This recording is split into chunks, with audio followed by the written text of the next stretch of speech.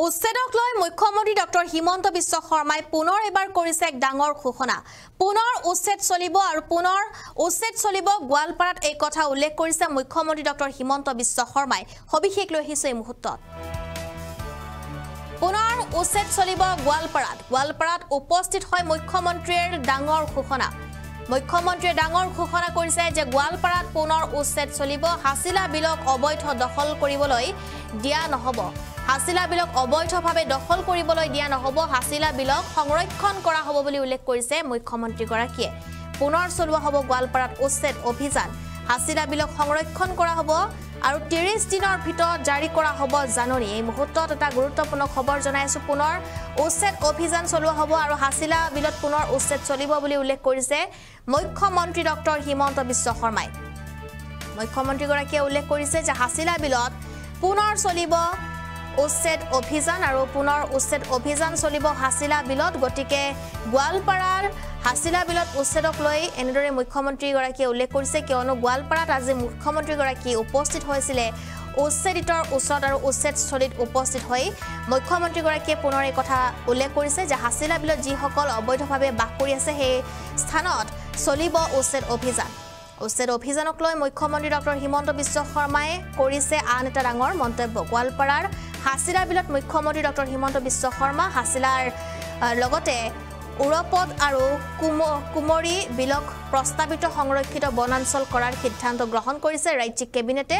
আৰু উৰপদ আৰু কুমৰী বিলতো উচ্ছেদ চলিব অতি শীঘ্ৰেই গতিকে 30 দিনৰ পূৰ্বে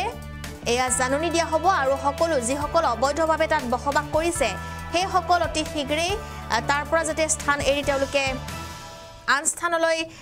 যায় সেই কথা এতিয়া স্পষ্ট হৈ গৈছে কিয়নো অতি শীঘ্ৰেই পুনৰ গোৱালপাৰাত আৰু দ্বিতীয় পৰ্যায়ৰ উচ্ছেদ চলিব মুখ্যমন্ত্ৰী গৰাকীৰ মন্তব্য আছে শুনাবলৈ চেষ্টা কৰি জিলাৰ যেটো প্ৰাকৃতিক ভাৰসাম্য এই প্ৰাকৃতিক ভাৰসাম্যৰ বাবে হাছিলা বিল উৰপদ বিল আৰু আমাৰ কুৰ্মী বিল এই তিনিটা জায়গা খুব কুমৰী বিল কুমৰী উৰপদ আৰু হাছিলা হাহিলা ঠিক আছে নামটো হাহিলাই কৰি দিম যদি আগৰ ৰেকৰ্ডত ঠিক আছে হয় এই তিনিওটা জলাশয় আমাৰ গোৱালপাৰা জিলাৰ প্ৰাকৃতিক ভাৰসাম্যৰ বাবে খুব প্ৰয়োজনীয় আমি ৰাজ্যৰ কেবিনেটে আমাৰ হাছিলা বিল আৰু উৰপদ বিলৰ এটা এৰিয়াটোক আমি বনাঞ্চললৈ ৰূপান্তৰ কৰাৰ বাবে ইতিমধ্যে প্ৰাৰম্ভিক কাম আৰম্ভ কৰিছোঁ 3 মাহৰ ভিতৰত ৰাইজৰ মতামত আৰু শুনানি লৈ এই দুইখন বিলক আমি বনাঞ্চললৈ ৰূপান্তৰ কৰিম আৰু আমাৰ কুমৰী বিলখনকো আমি বনাঞ্চললৈ কৰাৰ বাবে আমি প্ৰস্তাৱ ৰাখিছোঁ ইয়াত বনাঞ্চলৰ লগে লগে পৰ্যটনো হ'ব আৰু তাৰ বাবে ইতিমধ্যে পৰ্যটন উন্নয়ন নিগমে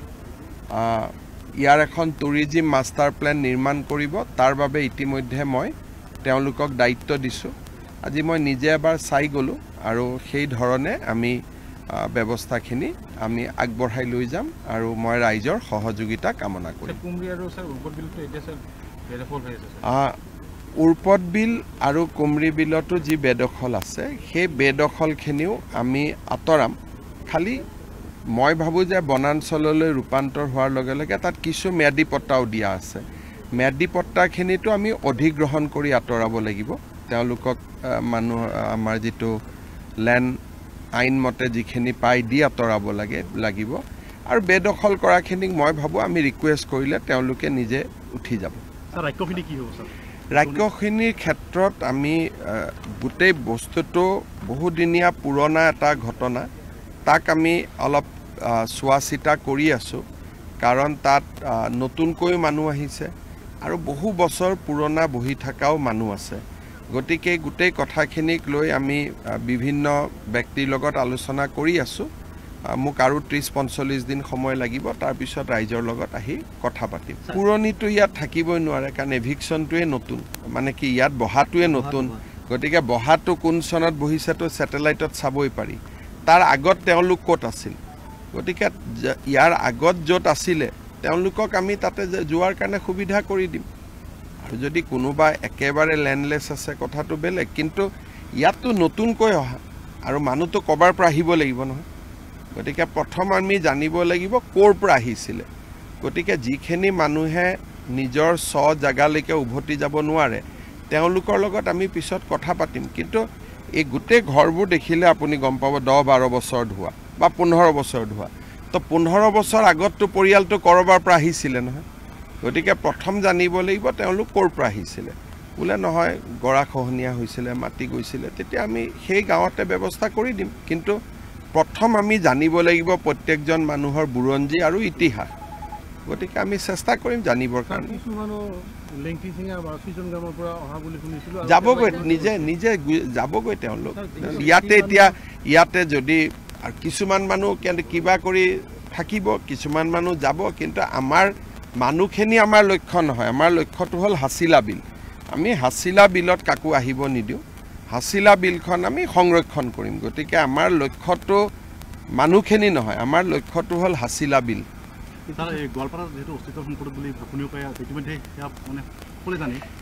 চক প্ৰথমবাৰৰ বাবে আমি চেষ্টা কৰিছোঁ যে গোৱালপাৰা জিলাৰ যি ক্ষতি হ'ল সেই ক্ষতিবোৰ কিছু হ'লেও পূৰণ কৰাৰ কাৰণে এই যে আজি আপোনালোকে চিন্তা কৰকচোন গুৱাহাটীৰ দীপৰ বিলখনত যদি এনেকৈ মানুহ বহি যায় কি ঘটনা হ'ব গতিকে এইটো গোৱালপাৰা জিলাৰ ভালৰ কাৰণে প্ৰাকৃতিক ভাৰসাম্যৰ কাৰণে এইবিলাক কৰা হৈছে এতিয়া ৰাইজে সহযোগিতা কৰি থাকিলে লাহে লাহে আমি পৰ্যায়ক্ৰমে কৰি গৈ থাকিম আৰু আমাৰ উদ্দেশ্যটো মানুহ নহয় আমাৰ উদ্দেশ্যটো হ'ল মানুহক জীয়াই থকাৰ বাবে যিখিনি প্ৰয়োজন আজি যদি গুৱাহাটীতে আমি যদি শিলখাকু বিলখন আগৰ পৰাই ৰাখিব পাৰিলোহেঁতেন কেতিয়াও গুৱাহাটীত পানী আধা পানী শিলখাকুৱে লৈ ল'লেহেঁতেন গতিকে এইবোৰ আমাৰ একোটা সময়ত আমাৰ ব্যৰ্থতা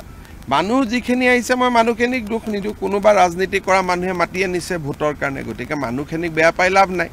কোনোবা ৰাজনীতি কৰা মানুহে মাতি আনিছে ৰাস্তা বনাই দিছে জল জীৱন মিছনৰ আঁচনি দিছে লাইট দিছে দুখীয়া মানুহ ভাবিছে এইটো সঁচা গতিকে মানুহখিনিৰ লগতো দুখ কৰি লাভ নাই আমাৰ কাম হ'ল যে আমি এই বিল 3খন বচাব লাগে চৰকাৰৰ ধনতে অপচয় হৈছে যেহেতু খুব বেছিকৈ অপচয় হৈছে এতিয়া নিয়মতে MLA সকলক ধৰিবই লাগে আকৌ MLA সকলে নিজেও চৰকাৰী মাটি দিতাৰ ভাটা বনাই বহি আছে নহয় গতিকে তেওঁলোকৰো আৰু সময় হ'বতো লাগে নিয়মতে হয় নহয় আমাৰ MLA নিজে আকৌ ইটাৰ ভাটা বনাই বহি আছে MLA এগৰাকী যদি ইটাৰ ভাটা বনাই নিশ্চয় আপুনি স্যাৰ পদক্ষেপ ল'ব না আপোনালোকৰ লগত পাতিম মই কথাটো আপোনালোকৰ পৰাই গম পাইছোঁ যে মোৰলৈকে অহা অভিযোগটো সঁচা গতিকে এইটো আলোচনা কৰিম আকৌ হ'ব লাহে লাহে আপোনালোকে দেখিছে যে প্ৰথমবাৰ আমি কিছু ব্যৱস্থা হাতত লৈছোঁ বহু কথা উচ্ছেদ কৰি হ'ব বহুত কথা মিঠা মাতেদিও হ'ব গতিকে যিহেতু গোৱালপাৰা জিলাৰ ওপৰত চৰকাৰে এটা দৃষ্টি আৰম্ভ কৰিছে মই ভাবোঁ বহুত সমস্যা নিজে নিজে সমাধান হৈ যাব মই বেদখলকাৰীসকলে মোক কিবা স্মাৰক পত্ৰ দিলে মই কথা পাতিম মুখ্যমন্ত্ৰীয়েতো চবৰ কথা শুনিব লাগিব মই মোৰ স্বভাৱে নহয় কাকো বেয়াকৈ এতিয়া অহা মানুহে বেদখলকাৰী বহি থকা মানুহ মোক গামোচা দিছে মই গামোচা লৈছোঁ মই কাৰো লগত বেয়া মোক ভালো পাইতো মই এটা যাওঁতে আপোনালোকে চাব মই আকৌ মাত দি যাম মোক বেয়া নাপায় কাৰণ তেওঁলোকে জানে যে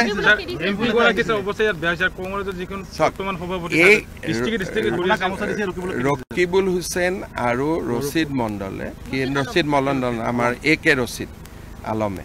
তেওঁ চৰকাৰখনক চেলেঞ্জ কৰে এইটো কৰিবি আমি চাই ল'ম আৰে বাবা নিজে যেতিয়া আইনাৰ ঘৰত থাক তেতিয়া আৰু মানুহে গালি গালাজ কৰে নেকি নিজৰে ইটা ভাটা চৰকাৰী মাটিত আছে আকৌ তেওঁ বেলেগক চৰকাৰক চেলেঞ্জ দি আছে হয় নহয়